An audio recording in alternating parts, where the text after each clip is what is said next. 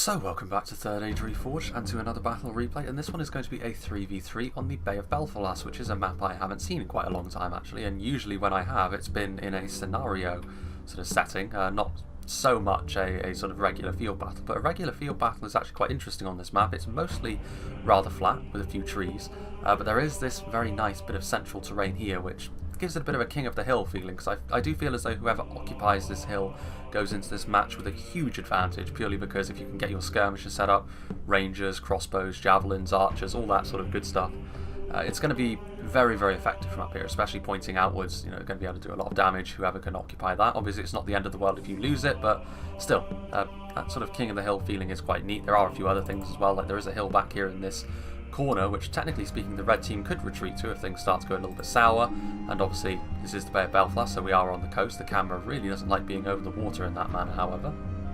But we'll go through the army compositions, and of course like 0.96.1, so I will be going through them more quickly because there's little that I can really add at this point which is new. So Eclipse 2500 of the Dark Cloud, who's the one who sent me the replay, going to be playing as Rune today. Been a little while since I've seen the Dragon's Wrath Warlords and the Carmel's Dragon Knights paired together, so that's good to see. Obviously very, very potent knights, and very, very tanky multiple HP lancers. Over here, going for a little bit less of an infantry approach, I think, just having a cursory glance. We've got one single unit of Eastron Clansmen with the armour upgrades, both levels, 3 units of the Gamprim, obviously very nice halberds, and then a couple of units, well, I think 3 units actually, having a look at this, of the Flagrim, which obviously Rune very much playing into their AP strengths, but it looks as though this is more a skirmish heavy army than anything else, and more of a close range skirmish army as well, because we have Battleshot Sapphire Bladesmen, 2 units of Battleshot Trismen, and a couple of units of Eastron crossbows as well, so definitely going for that close range punch, in addition of course to the Carmel's Shadowbows. Rangers are potentially so damaging, but of course on an open field, a little bit more of a risk than in a siege battle, because they can be skirmished down more easily, and of course they can be charged by cavalry. It's much more likely on an open field like this. Then we have Umbar, played by Milo, who, you know, that's a... We have Milo von Markovitz. I'm just going to call him Milo. Anyway, we have some Corsair archers on the front line. Again, cheap archers like this. Very, very easy to use efficiently. They don't have quite the same punch as some of the runic skirmishers that have been brought, but nonetheless they will still be able to do some damage and potentially waste some ammunition of the enemy. Some Belagaya footmen, obviously basic spears. Spear malice, not a great deal of damage, but still relatively good at holding the line. Abrazanim and Nadubawi, very nice heavy archers. 3 units of Castamir, 4 units I should say, of Castamir's Legion, obviously the heart and soul of the Umbar infantry force. Harbingers of Castamir, they will actually be changed. Worth talking about these guys for a little bit, because they will be changed in 0.97 to just being two-handed heavy swordsmen, which will bring them more into line with something like the Haven Guard, for example, which I think will be a good move, because at the moment there's no real need to bring the Harbingers. Like, they do have a lot of defensive skill, which makes them pretty difficult to kill off, but they don't have quite the same punch as some of those heavy swordsman units, so I think bringing them more into line with that will be a good thing. Interestingly enough, 2 units of Numenorian Lancers, which I would have expected to see 1 unit of Warlords of Umbar along with some Numenorian Lancers here, but still, a couple of units of Lancers, nicely positioned Umbar and Catapult, using the terrain to make it more difficult to be flanked, which is good, and then obviously some Corsair Savages. And then the final blue team army, we have Corrigan, who's going to be playing as the Orcs of the Misty Mountains. It's rare to see him off the runic war camp map.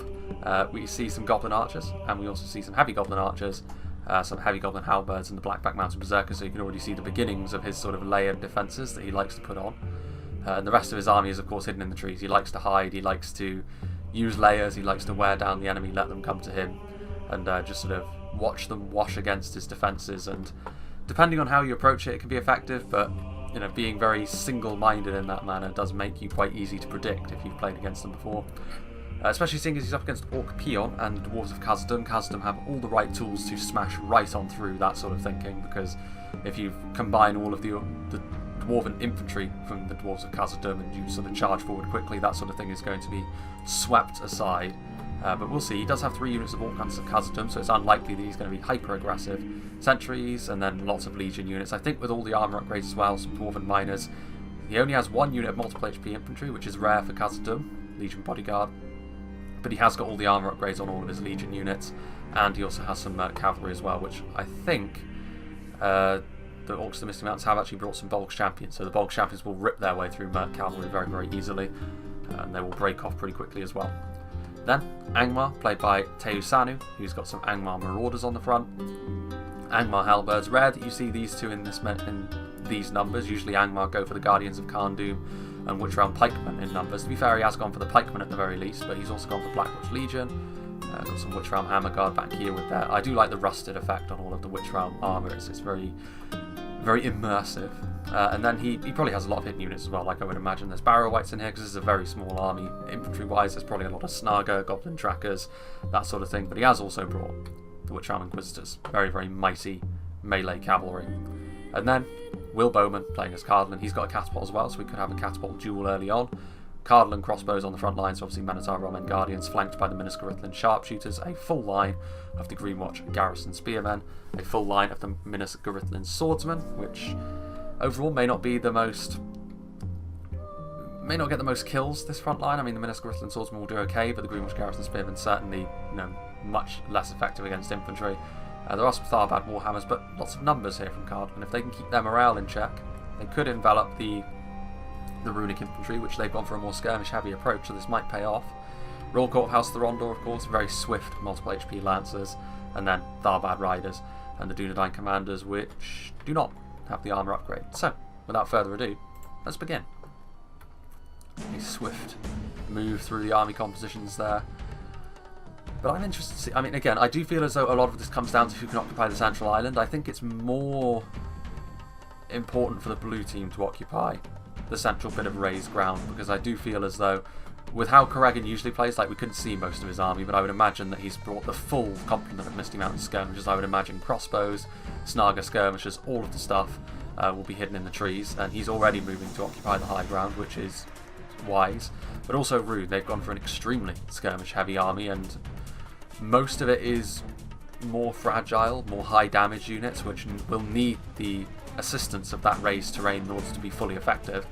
The catapult, well, both catapults, bombarding one another's positions, so I do feel as though Rune and the Misty Mountains will want to occupy that high ground very quickly, and the red team will maybe want to let them do that and then move quickly in to try and counter-attack them, because Khazad-dûm and Angmar together, very little is going to be able to stop that. Barrow Wights, meanwhile, actually causing the Dragon's Wrath Warlords to become shaken. Carmel's Dragon Knights also retreating. They definitely don't want to get too close to the crossbows. But yeah, the Runic Cavalry was charging in there, perhaps thinking it had a nice opening to charge into the Goblin Trackers and the Snaga. Get a lot of kills potentially, but unfortunately for them, Teu Sanu saw that coming, and the Barrow Wights were there. Barrow Wights, of course, caused fear, and the Dragon's Wrath Warlords were pretty isolated. That's why they became shaken, even though they're a high-tier unit. That's a pretty nice series of hits there from the Cardlin Catapult, I have to say. And that's another nice hit as well. I mean, it's less likely that they're going to hit a thin line like this of Balagaya Footmen, but so far I'd say the Cardlin Catapult's probably done a better job than the Umbaran one. And having a look over here, it's much of a muchness actually. Nice clump of Angmar Halberds died there, so Catapult's managing to do a pretty decent job so far. Nothing too telling yet though. Comes another volley from the Catapult. That could be pretty telling. Very, very fortunate indeed. Good thing that he's not playing as the upcoming faction Dog Will Do, because that would have been enough to completely destroy his morale. But even so, I mean, the Orcs rely on their general for a bit of morale more so than any other type of faction, so that might be important as the game goes along. Very, very fortunate blow there that Umbar were able to deal to Angmar, and you can see that Rune have already shifted across, and now we can see that the cavalry engagements are beginning already. And that is a very gung-ho charge, I have to say, from Cardlin. I feel as though this Cardlin player doesn't really understand what his cavalry is meant to be all about, because he's taking Rune head-on. Rune, heavy cataphracts, knights. This is exactly the sort of thing that they are built for. Cardlin's Lancers, however, wearing their cloaks and light armour, much better at running around the battlefield very, very quickly and cycle charging in and out. This is not what they're built for, and you can see the Dunedain Commanders got absolutely mulched by the Carmel's Dragon Knights. The Dragon's Wrath Warlords over here, more even against the Tharbad Riders, because the Warlords don't have that anti-cavalry bonus, but they also have the support of the Numenorian Lancers. Those Dunedain Commanders are not long for this world. The Royal Court House Thorondor are coming forward now as well. They're multiple HP Lancers. They did get a charge. Might be enough to kill off a couple of them. Yeah, kind of. Dragon's Wrath Warlords coming forward, but yeah, Cardlin's cavalry's in big trouble here. I mean, the Greenwatch Garrison Spearmen are coming up in support. The problem they have is the Cardlin cavalry's already taken such a beating that the spears could end up isolated out here, and then all it'll take is one good charge and these Cardinal low-tier spears will go running for the hills. There are no sort of morale buffing units nearby other than the Royal Court of House Thorondor, and they are in melee against heavy knights, which is not good for them. The Númenórean Lancers charging forward in wedge formation, although that most of that connected with the Tharbad Riders and not the Greenwatch Garrison spears. This Royal Court of House Thorondor, they need to get out of there. I mean, their multiple HP has saved them. They have managed to withstand that much better than the Dunedain Commanders did, the single HP variant. They need help. There are the Witch Realm Inquisitors. What's going on over here? Mercenary Cavalry already wavering. They did actually charge into the Goblin Infantry, but I think the problem is they're taking a lot of hits from ranged units. Orcans of Khazad-dûm trying to shoot into this position that the Misty Mountains have now occupied. Further down the hill, meanwhile, we can see the Witch Realm Inquisitors are going to charge into the Dragondrath Warlords. This is a good engagement now. Angmar sending their cavalry over to support. The Carmel's Dragon Knights are charging down the hill as well. Royal Court of House Thorondor and the Tharbad Riders. This could actually be enough to do a huge amount of damage to the Runic Cavalry now that I see this. Things were looking pretty grim for the Cardinal Assault, but now they've managed to deal out a good amount of damage to those to that Runic Cavalry, and both of them are very expensive units. It's not as if Eclipse didn't invest an awful lot. Meanwhile, this I think is a little bit of a mistake. I think the Greenwatch Garrison Spearmen were initially committed forward with the intent of supporting the cavalry, but they got so close to the infantry line, I think Will Bowman decided, you know what, I'm going to attack the Umbar infantry line, but Greenwatch Garrison Spearmen are so thoroughly outclassed in melee by Castamir's Legion. It's one of the most lopsided fights you could ever hope to have. I would be very surprised if the Greenwatch Garrison Spearmen killed more than 2 or 3 Castamir's Legion. With the support of the Miniscarithlin Swordsmen, maybe a little bit more likely, but... And the crossbows are here as well, but the crossbows don't have the best shot. The terrain isn't really with them.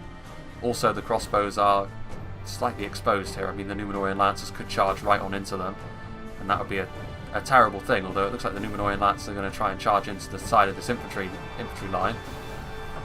That's a very nice charge as well. Númenórean Lancers getting pretty much the perfect charge there. Scything through a good 40 to 50 men.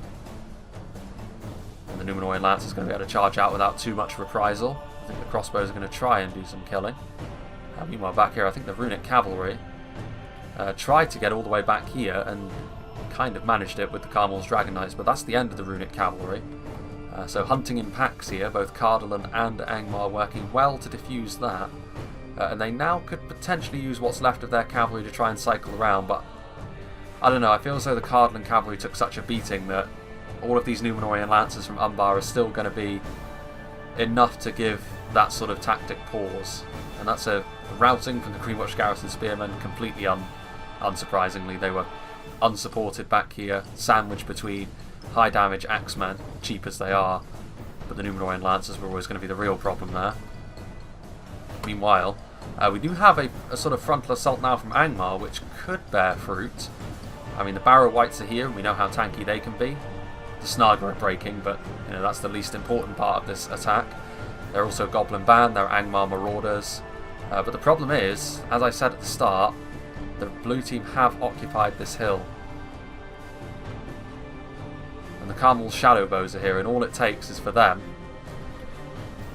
to start shooting into that blob, and surely Eclipse 2500 is not going to allow this chance to pass him by, because that's pretty much perfect. This is exactly the sort of shot that Rangers really want in a siege battle, let alone a field battle like this. And the Carmel's Shadow Bows are also being targeted by Goblin Trackers, so it's known that they are there. Yeah, now the Shadow Bows are going to start to fire. So this is going to be terrible news for Angmar. And you can see the blood spray already flying off the men now. But Khazad-dûm, they are now attacking the hilltop position, which is good to see. Unfortunately for them, however, I don't think they're here in enough numbers. I mean, if they commit forward all of this, smash through these halberds really quickly, and suddenly you're in and amongst the soft, vulnerable underbelly of the Misty Mountains army. Snaga skirmishers, Goblin infantry, that sort of thing is going to be no match at all for the Dwarven infantry. But they need to quickly push through these heavy Goblin halberds, because the longer they stay here, the more effective these Snaga skirmishers are going to be. Now, Snaga skirmishers, they are getting shot by the Orcans of Khazad-dûm on the low ground. But even still, I mean, you can see that the pikes engaging with the heavy Goblin halberd, obviously sentries of Khazad-dûm, will be able to relatively quickly poke and prod their way through the heavy Goblin halberds, but I mean, they're getting shot by 2 units of Snaga skirmishers, and there's also the Balchoth Sapphire Bladesmen on the way forward, which they would be able to rip and tear their way through heavy Dwarven infantry with those javelins that they've got, one of the best javelin units in the game. You can see how quickly this Angmar assault has fallen apart. Those Angmar Marauders, I assume they routed and came back from routing because of where they are and how damaged they are. Same for the Snaga Stalkers. The Barrow Wights are holding down the front line as best they can, but it's not looking great so far. The Minotaur Roman Guardians are also being shot from on high and from on low. Miniscarith Sharpshooters. I mean, Cardland are really trying to overload this flank, and they've had some success. I mean, the Castlemir's Legion is still holding though, which is, they need to quickly break through here and start wrapping up the line, because now you can see Corrigan has sent over some infantry reinforcements, so it's possible the chance has already passed them by. The Royal Court House Thorondor chasing those Numenorian Lancers off. The Witch Realm Inquisitors are here. Some broken Numenorian Lance as well, so the Umbar Cavalry has now been dealt with by Angmar and Cardland, but they're not going to be able to get in so easily anymore with Corrigan's reinforcements. These Heavy Goblin Spears. More to the point, does he have any Heavy Goblin Crossbowmen over here? He does. So yeah, the Crossbowmen, as soon as they see a good target, such as the Royal Court House Thorondor, you would suggest, Last Samurai style, they're going to charge in, although these Heavy Goblin Crossbowmen not quick enough on the uptake there. They will be taking some good losses there from the Dunedain Lancers as they charge on in. But unfortunately there's another unit of crossbows right here, which you would suggest are going to be enough to kill off a good number of them, possibly even rout them on the retreat.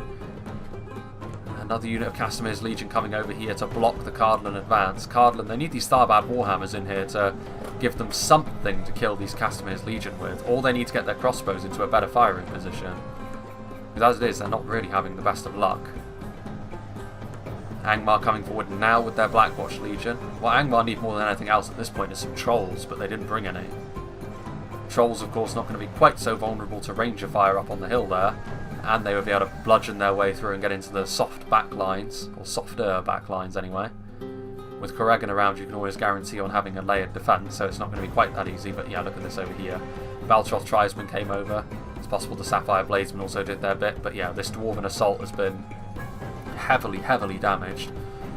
No pressure being put on over here. I mean, Corrigan has sent over most of his infantry to the other side. The Dwarves, they're being far too passive for my liking. Like, they need to do something because their allies have been, you know, butchered so far. They've taken so much damage. The Dwarves need to make something happen for their team. The onus is on them. Javelins being shot down from on high, going after the Blackwatch Legion once again. Belagai footmen cycling over. Miniscarith Sharpshooters charging into the back of this line. The Tharbad Warhammers are now here. The Sharpshooters, of course, do have those maces, so the AP will certainly help them. But there are also more Umbar reinforcements coming over here to help do some more damage. There is actually a nice little gap that they can use now to shoot their crossbow bolts into those Castamir's Legion, which is exactly the sort of thing which the red team need to see more of if they're going to have more success, because so far I think that the red team have played right into the blue team's hands. Blackback Berserkers, the Heavy Goblin crossbows are cycling over. This back up front line, I'm actually a little bit surprised that Heavy Goblin Spears are not charging in to try and help the Umbar position. Or maybe they're content to let Cardland blob up and try and use their crossbows and archers on them, using the Castamir's Legion as a lightning rod for all their misfortune.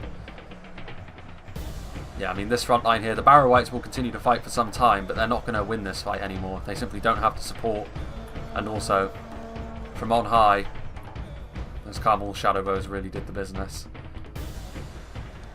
There's still a very small fight going on here, but still more of those Snaga Javelins being thrown into the Dwarven position. What have we got going on over here? I mean, the Dwarven player, I think he's retreating. Yeah, they are. The Dwarven player and the Angmar player are retreating now, so I honestly think that's not the worst idea. You know, the red team have taken such a beating up to this point that they need to sort of regroup and reposition themselves defensively, because they lost the high ground and they were made to pay for that. They were too slow on the uptake and they've taken so much damage because of that. Unfortunately, this does of course mean that Cardland have been left behind somewhat. They're just going to have to sit here and hope to get as many kills as they are possibly able to. Castamir's Legion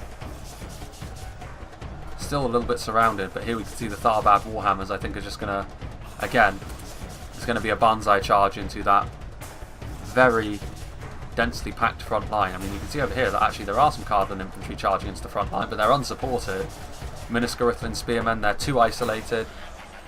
Well, the Witchram Inquisitors are supporting them, but the Witchram Inquisitors are also in the process of getting hammered by archers and crossbowmen, so they're not going to last too much longer. Surely this is good. Yeah, they routed. I think the Cardland player realised his mistake there, tried to pull them out, and then they routed when he tried to do that. Obviously, the heavy goblin spears, they are much better than you would imagine. They are more elite than the infantry and the halberds, generally speaking, which is actually, they are going to be brought more into line with them in 0.97. The AP is the real thing. And obviously Cardland, as with most of the Western Kingdoms of Men, armour is one of their main strengths. And going into a very cost-effective armour-piercing frontline like that with low morale troops, like the Minuscarithlan swordsmen, is never really going to work out too well. Minuscarithlan sharpshooters still fighting away. These Castamir's Legion, they've been surrounded, they've continued to fight, and they've managed to come through the other side of this engagement. And they should be victorious now, because the only thing they're really facing, Greenwatch Garrison Spearmen and Goblin Band, which they caused to rout. So once again, the Castamir's Legion doing the business. And now the Heavy Goblin Spears. This is a sight you don't see every day. Corrigan's army moving forwards. How quaint. And you can see also the Bold Champions. Yeah, these engagements now are pretty much all finished. The remnants of the Cardland army, the Tharbad Warhammers are routing. The Minuscarithlan sharpshooters are going to try and run away, but even if they can outrun the infantry, the Bulk Champions will surely see them and just charge into them. The Catapult is also doomed. I think these sharpshooters are actually the only thing that Cardland have left alive. The Witchram Inquisitors are retreating as well. But having a look, I mean, this is essentially the first phase of the battle over with, and very much the blue team are on top. And they deserve to be. They occupied the high ground, they put their skirmishers in exactly the right position, they laid out their defensive line in a very organised fashion, and the red team, again, played right into their hands, really. Cardland charged their cavalry into a head-on engagement with Rune too early without support and was made to pay for it. Angmar charged right into the front line right next to the high ground where the Rangers were and was made to pay for it. The Dwarves didn't attack the high ground quickly enough and their team was made to pay for it. We'll see. We'll see if the red team can turn this around. I mean, it's Khazad-dûm, which have the vast majority of the troops left now. So maybe, and they also have some pretty nice Angmar support as well. The Witchram Inquisitors are still here. They have the Witchram Pikemen, they have the Hammer Guard. Still some Merc Cavalry as well, but it's going to be tough. It's going to be tough on the Dwarves. Some Goblin Trackers, which just revealed themselves. I do think Eclipse is maybe in a little bit of danger as far as overextending a little bit goes, because they're sending forward individual units, and that could end up biting him a little bit. These Minuscarithlan sharpshooters at this point getting a little bit confused. Again, it could be a very important unit to save, because it looks as though, based on the fact that some of them still have their crossbows out, they still have ammunition, and a unit of crossbows could be invaluable to defending the position that they are in. Flagrim are actually going to retreat, so yeah, I feel as though this is going to be a little bit of a lull in proceedings as the blue team sort of reorganise their position. The red team sort of save what they can from Cardland's shattered army. The mercenary cavalry is moving forward, but they already took a lot of losses. To be fair to the Dwarf player, who did try to use the Merc cavalry offensively, but they're not lancers and their morale is very poor, so it was never really going to go too well when they were in close proximity of all those javelins and archers. And the Misty Mountains have always got disposable units. They still have a fully healthy unit of Merc cavalry as well, but there's also a fully healthy unit of Bulk's Champions over here, which I think at this point they are the cavalry powerhouse on the map. The Inquisitors have taken a lot of damage. So we'll see if the red team have what it takes to actually guard their backlines from the Bulk's Champions, although I've never seen Corrigan cycle around the back of an army with cavalry and rear charge it. That's far too aggressive for him. There are the Eastron crossbowmen, and already the Dwarven archers are opening up, but the Eastron crossmen are out of ammunition, so this is exactly, I think, what the blue team want to happen. Units which are not really all that important to their attack, they're going to send forward, absorb the ammunition, and then when the time is right, they'll send forward their infantry, which is more important. Rune's army was never particularly infantry focused in this battle. The Castamir's Legion have also largely, they've taken a lot of losses. They were asked to take on a lot of responsibility against Cardlan and Angmar there. Being in close melee with stuff like Tharbad, Warhammers and Barrow-wights will take it out of the best of units. So I feel as though the Misty Mountains are going to be the ones whom this battle really depends. For the blue team. Rune and Umbar will be more in support here, which of course means that Corrigan is going to have to be aggressive, which means we could be here for a while before the blue team decide to move forward. Goblin Archers moving down the hill, Snark Skirmishers moving down the hill. So actually I think it's probably a good idea if we move up to even times 6 speed at this point. Look at this. Goblin Archers moving into position.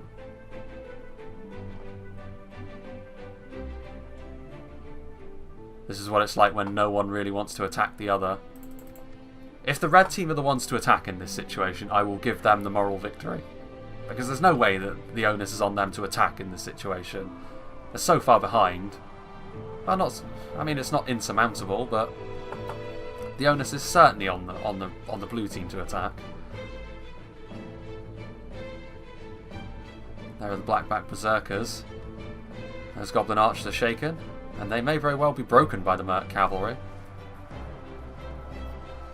Merc Cavalry, of course, doesn't have the best of charges, but still, it is only Goblin Archers they're having to go through. Bit of support there from the Archers in the background. Well, there goes the Cardlan General.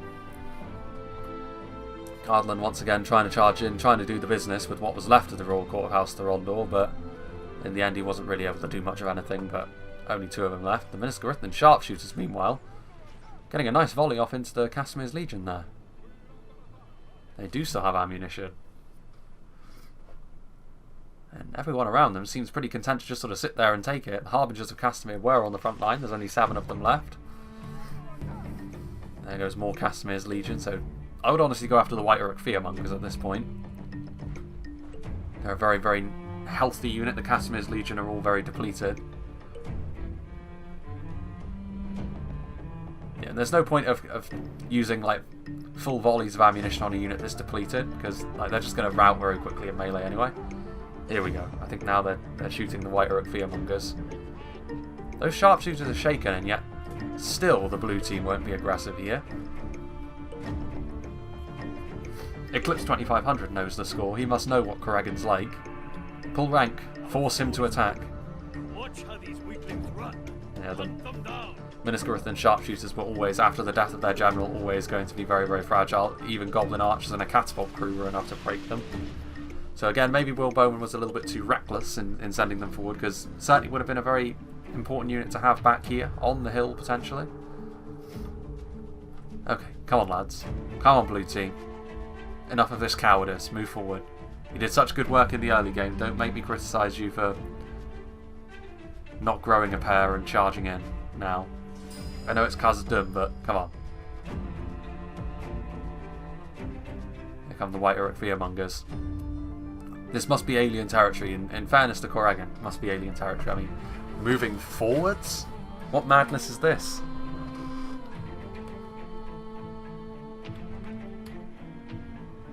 There are some Goblin trackers holding down the flanks, like the beasts they are.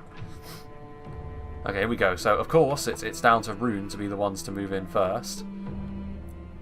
I'm pulling for the red team now. Sorry, I have to pull for the red team. Khazad-dûm shooting into the squishier targets. I would suggest probably the Gamp Brim are probably what the Orc Hunters want to go for. The Legion Bodyguard do have that morale buffing effect on the nearby units. Not that Khazad-dûm have any morale issues, but just to make it a little bit less likely that they rout. Carmel Shadowbows charging around the side. So finally, we will have an all-out engagement, although it is going to be fairly stretched.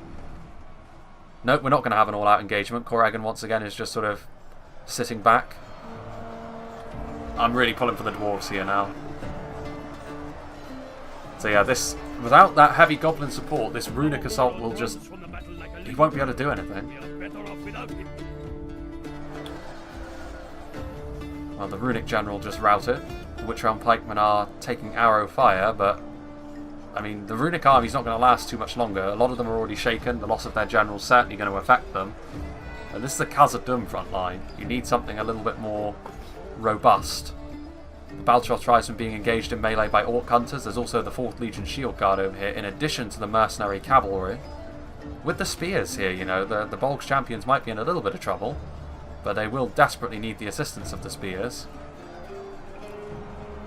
Yeah, those Orc Hunters doing a good job at killing off those tribesmen, and then they'll be able to charge into the rear of these heavy goblin spears who are just sort of watching the Easterlings die. And here come the 2nd Legion X Guard, so now Orc Peon moving in, getting right around the flanks here. And the heavy goblin spears, they're good, but they're certainly not as good as upgraded 2nd Legion X Guard. A decent charge there as well, chewing into the corner. These javelins might well prove to be a real problem, however, for the dwarves. They can't really get to them too easily. They don't have any tools which can truly pressure the flanks in quite the way they would want. This is a rather suicidal move, I have to say, from Orc Peon with his mercenary cavalry. He's charging into heavy goblin halberds, and they're about 4 feet away from Bolg's champions. Here comes some Baltroth tribesmen in melee, but the 4th Legion Shield Guard will have no problem dealing with them whatsoever. Orc Hunters of Khazad-dûm also pulling out their dual axes in melee. Orc Hunters of Khazad-dûm, 2nd Legion Axe Guard just sort of peeling off. What's going on over here? So it looks like Umbar are taking responsibility for this flank, charging into the Witch Realm Hammer Guard and the Witch Realm Pikemen. Although most of what's left over here for Umbar are skirmishers that are out of ammunition. And again, I really don't understand why these White Uruk Fearmongers are not moving into support. Because the White Uruk Fearmongers with their phalanx will be able to keep the Witch Realm Hammer Guard at least at bay. But as it is, the Hammer Guard are just smashing what's left of the Umbar infantry into submission. The Witch Realm Inquisitors for Angmar are still alive. There's another unit of pikemen moving forward. I mean, this front line for Rune has just been ground into the dirt by the Khazad-dûm front line. The 3rd Legion and the sentries of Khazad-dûm are still very healthy. And this needn't have been the case. With all of the numbers that the Misty Mountains had, they could very easily have just overran this position. Shadowbow is getting a decent point-blank volley, although that isn't going to last too much longer when the Shield Guard engage them in melee. This unit of 4th Legion are essentially being sacrificed to the gods here. They need to be. The 2nd Legion might need to get back in here as well. The Legion Bodyguard, yeah, you can see here the middle of that runic assault was just taken to town by the dwarves. Here you can see the Baltroth tribesmen, they're wavering. Here come the mercenary cavalry. I mean, it's not exactly the Rohirrim, but... And that's a lot of damage they're going to take from the Baltroth Sapphire Bladesmen. Another charge. Another point-blank volley, however, and the Baltroth Sapphire Bladesmen are sturdy enough with that multiple HP they'll be able to withstand a weak charge from melee cavalry. The Carmel's Shadowbow is getting into a position where I think they want to shoot right along the lines. The dwarves need to stop this from happening, because if this is allowed to happen, the dwarves don't stand a chance. The javelins are not the most important thing at this point, because look at this, it's a perfect shot that they have. And the Shadowbows have certainly been one of the MVPs so far. In places, the runic line is still kind of holding, but more and more dwarves are being applied. There's another unit of 4th Legion in reserve as well, and Angmar are pushing back. I mean, Umbar are pretty much gone. There's very little of the Umbar forces left alive. The Witch Realm Inquisitors are sort of right in and amongst the guts of these skirmishers, just preventing them from firing. But I don't know, I mean, it's going to be close here. Closer than I thought it would be, I must say. Victory seems certain. Again, if they had been committed with the Umbar forces, they probably would have won this fight. There's heavy goblin halberds moving up on the flank, which you can always count on Corrigan to have more stuff in reserve as the fight goes on, but here are the dwarven miners as well. The Shadowbows are now being chased off. I have to say that Eclipse has done a very good job at sort of spreading his skirmishers out and using them to pretty good effect. If he had had proper support from the Bolg's champions, again, that's something else which would have led this fight to being very much in favour of the blue team once again. Here come the Legion Bodyguard though, and this is going to be a massive problem for the heavy goblin spears. The Legion Bodyguard are going to do a very good job at killing them off indeed. There's also more support coming in from dwarven miners, which as far as militia units go, they're dwarves. Infantry is what they do. They're AP as well. Here come the Bolg's champions. More Snaga skirmishers coming from the backfield. If they have ammunition, that could be a bit of a game changer. What can the dwarves do here? There's still some Orc Hunters left in reserve. The 4th Legion are heading over to this side, which I think they should, because the Bolg's champions, the presence of them is a little bit more important. Also, Angmar over here I have to say, are still doing a very good job at slowly but surely poking and prodding their way through what's left of the Misty Mountains. Although defeat is a distinct possibility over here, I would say it's more even than that. It's a shame really, because I don't think the dwarves are going to have quite enough to actually carry the day here. The Bolg's champions are there. There are the 2nd Legion Axe Guard. Snaga skirmishers charging into position. They're about to be charged. And now the 2nd Legion are going to retreat back behind their halberd lines.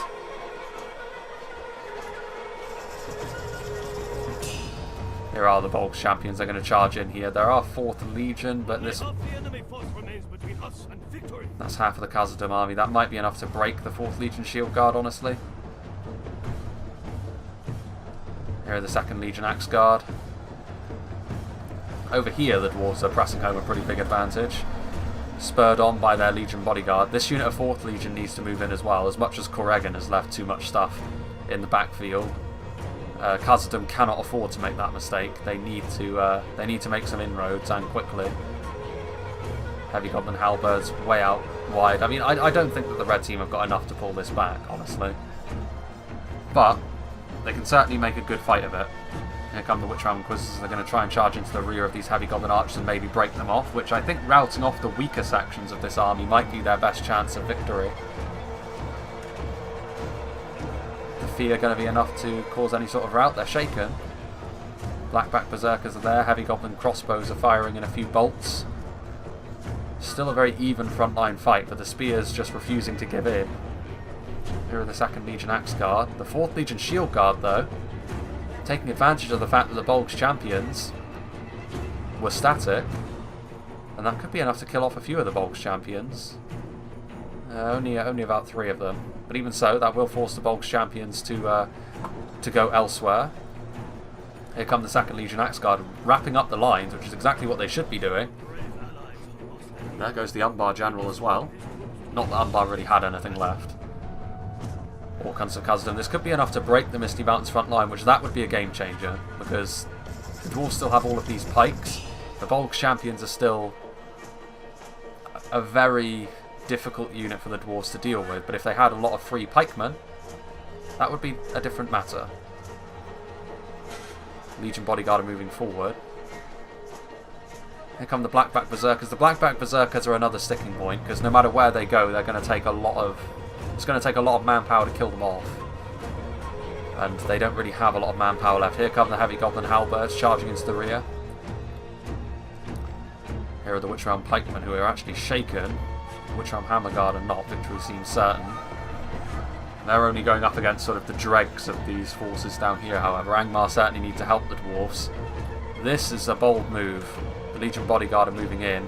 Their back is exposed to the Heavy Goblin Crossmen, and this might be the mistake which kills Khazad-dûm. Exposing themselves to the crossbows and also charging into melee against the Blackbacks of all things. You needed to try and make sure that they weren't in melee for as long as possible. And this is honestly what will probably kill the Khazad-dûm generals. That's probably the end.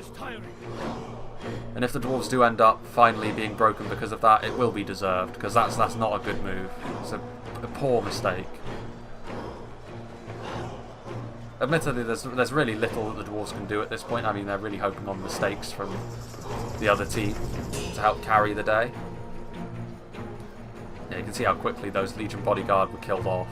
And the Dwarven player's got no one but himself to blame for that. They're doing their best though, the Dwarves. There are the Bolg's champions charging in. Still wrapping up the line, Heavy Goblin Spears. Bolg's champions. Still staying alive, those Balchor Sapphire Bladesmen. Again, this is... It kind of infuriates me that these men are just sort of sat here doing nothing. You could have had the battle won 20 minutes ago if you had committed your units in. Move forwards.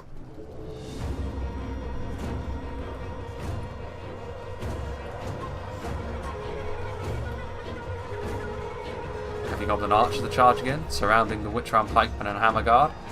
It's enough to break the Witchram Pikemen, and considering how few Witchram Hammerguard there are left, yep, there goes Balin. Shot by a bolt. Over here, the dwarves are still doing okay for themselves, but unfortunately, it's still, the black-back berserkers with a sticking point, and willingly charging into them while exposing your backs to the crossbows is a sin, to be quite frank, and the dwarves do deserve to lose because of that.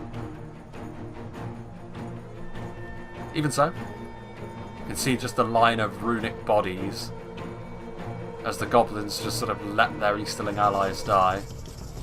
And I do feel as though, honestly, like the way that Rune and Umbar and the Misty Mountains set up on the high ground in the initial stages of this fight is what won them the battle. Like, there was nothing from Cardlan left, there was very little from Angmar left, and it was always going to be a very difficult hole for the red team to dig themselves out of, but they've done a decent job of it. They turned what was a very one-sided fight into a fight which could have gone either way. And in the end, just a few missteps were enough to hand victory over to the blue team. Slowly but surely poking and prodding their way through what's left of Angmar.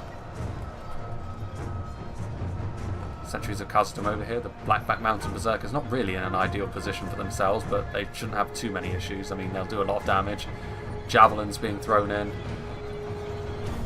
The dwarves still killing off as many of their hated enemies as they can. There's some heavy goblin crossbowmen in the back. Still some goblin archers. Orcons and Khazad-dûm charging into the Snaga. Very soft target indeed. There are some Carmel Shadowbow, so Rune is still on the field. There are some Snaga skirmishes as well. I mean, the Bolg champions could charge into the rear here and probably break some units. Is that what they're going to do? It is. I mean, there are pikes in here, but there are so few of them. Yeah, the morale, I think, is what's ultimately going to catch up with them here. The Dwarven army will start to lose stomach for the fight.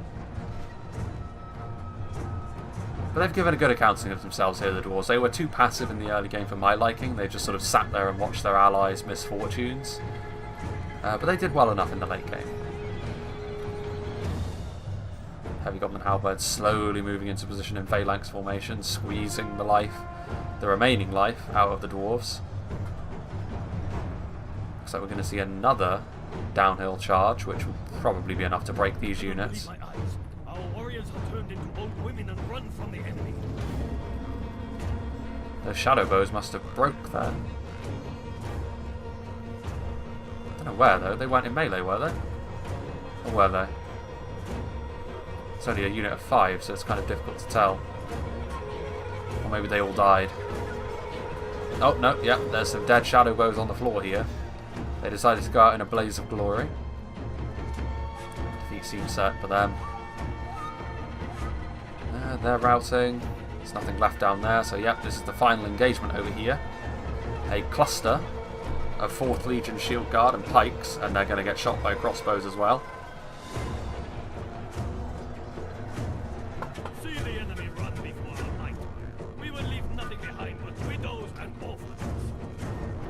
That must be Angmar, because the dwarves are still just about hanging on, although not anymore. Well, a good fight actually, an interesting one as well. 2 distinct phases on a map which is pretty interesting in how it's laid out, so big thank you to Eclipse for sending this one for me. I find it very weird the way that Corrigan plays the game. It's so... It's strange. I don't know how to explain it. I mean, it works a lot of the time because it's people don't like to be aggressive, generally speaking, I've noticed. Like, especially newer players, they tend to want to be a little bit more conservative. And that sort of play punishes that. It does. And, when people learn how to fight against that and be a little bit more aggressive and sort of, gather their courage and sort of smash that sort of strategy to bits quickly, it becomes a lot less effective. But I do feel as though that ultimately, the way that Rune positioned their skirmishers up on that high ground was ultimately what won it, because the goblins only had their archers up there early on, which didn't do a huge amount of damage, I don't think. But the runic javelins and rangers most certainly did. Khazad-dûm getting the most kills of any army on the field, which is unsurprising because, again, Corrigan went for a very quantity-heavy army, which he needs to for the tactics that he engages in. The other two armies more standard for the Kingdoms of Men. Angmar also had a very large army, which is a little bit different. Usually we don't see the Angmar Marauders, the Snaga, the Angmar Halberds in quite so great a number. Let's see what did the damage for Rune though, and yeah, Shadow Bows, 430 kills, very nice amount of kills on a field battle particularly. Obviously in a siege that's a little bit more expected. The Eastron Crossbowmen doing okay for themselves as well, getting up on that hill. The Tribesmen, varying fortunes. The Balshor Sapphire Bladesmen did okay for themselves. You know, they can handle themselves in melee as well, of course.